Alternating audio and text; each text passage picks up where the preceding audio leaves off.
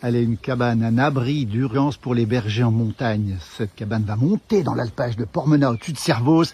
À l'intérieur, on retrouve les élus qui ont financé ça. Martial Sédier, le président du département. Bonjour Martial Sédier. Oui, bonjour. Un intérieur très confortable. Alors je l'ai pas essayé. Je l'ai pas essayé, mais peut-être qu'on essaiera une fois. Mais en tout cas, oui, tout a été calculé pour au centimètre carré près. Donc là, vous avez le lit qui s'ouvre comme ça, de manière à ce que le berger puisse dormir sur un lit à peu près confortable. En tout cas, voilà. Et puis ensuite, vous avez le panneau solaire qui va être installé. Le panneau solaire qui va être installé. Là, il est au sol, mais il va être installé qui fait à la fois l'eau chaude et puis l'électricité.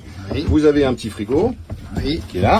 Pour que quand même, il y ait de la fraîcheur. Solaire aussi. Vous avez un système pour l'eau potable, un petit lavabo, cuisinière. le gaz, la cuisinière pour se faire réchauffer.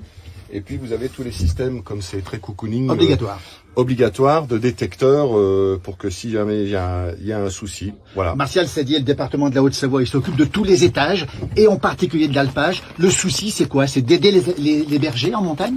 Le souci pour les Hauts-Savoyards, c'est qu'il faut absolument que l'agriculture reste en montagne. Et il faut absolument qu'il y ait des alpagistes, sans quoi la Haute-Savoie ne sera plus du tout la Haute-Savoie.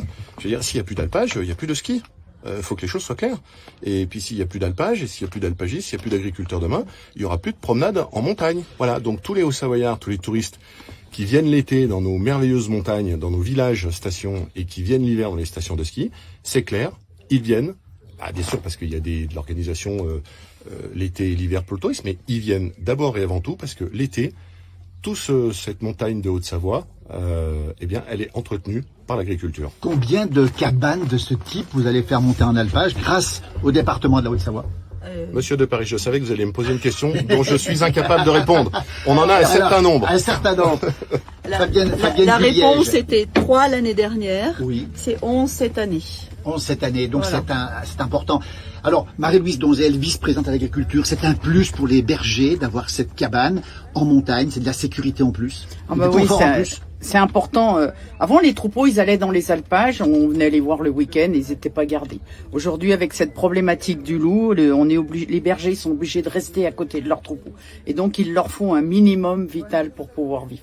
Et cette petite cabane, c'est pas de trop. Ils ont vraiment besoin de ça. C'est vraiment Je vous dis ça, quand je vous dis ça, j'en ai les frissons parce que mettons-nous à la place des bergers les jours où il y a l'orage, le soir pour se faire une petite pause. Ils doivent vraiment être aux côtés des troupeaux. Et ils ont vraiment besoin de ça. C'est pas du luxe. Fabienne Duliège, vous confirmez les propos de Marie-Louise Donzel? Ah ben complètement, bien sûr. La société d'économie alpestre qui est en lien, puisque c'est son cœur de métier, d'être en lien avec les alpagistes et travailler au service du pastoralisme. Bien sûr que c'est un plus et bien sûr que nous sommes vraiment partenaires et actifs sur l'accompagnement de ces alpagistes et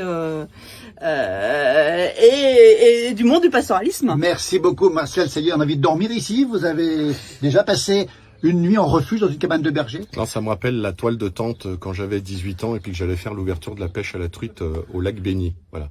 Et puis je suis très heureux, je vous fais un clin d'œil parce que grâce à cette petite cabane, c'est la plus petite place du village de l'histoire de la place du village. Merci beaucoup, merci. On va sortir dans un instant, justement. L'hélicoptère de Blujon va venir chercher la cabane. Regardez, ils vont sortir de cette cabane, magnifique cabane de berger, très confortable, on l'a dit. Merci beaucoup, bravo pour ce travail. On va vous demander aussi ce que vous en pensez. Pour vous, c'est aussi un bonus, cette cabane. Hein. Tout à fait.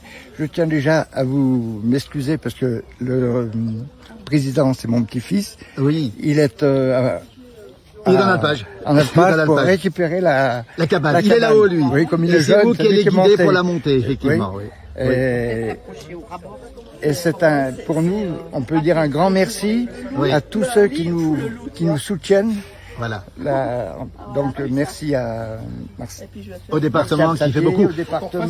Merci beaucoup. On va demander, il y a des photos de Pormenat ici, des photos à l'ancienne du Pormenat. Et alors vous aussi, ça vous plaît tout ça. Regardez ces photos avec cette cabane, cet abri qui va monter dans quelques instants, justement dans les alpages pour y passer tout l'été. Il sera redescendu à l'automne ici dans ce bel endroit de Puy-Servoz. On rappelle toutes ces cabanes qui sont montées en alpage. Voilà.